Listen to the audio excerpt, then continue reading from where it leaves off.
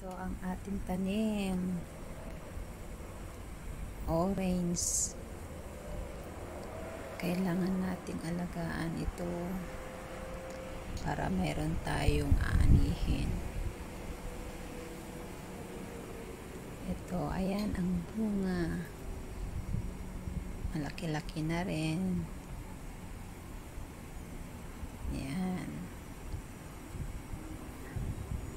Tinanim ko lang ito sa aking paso. Ayan pa ang mga bunga.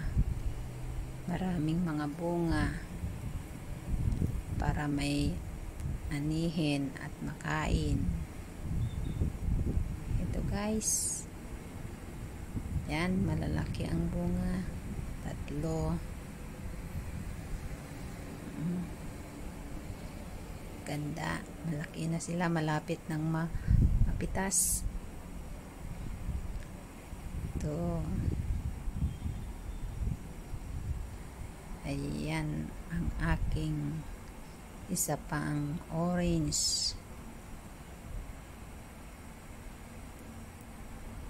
Malapit ng mapitas. Matamis iyan. Ito, matamis ito. Sarap kaya. Ito ay hindi naman yung kalamansi. Iyan ay orange na maliliit. At iyan pa ang tanim ko.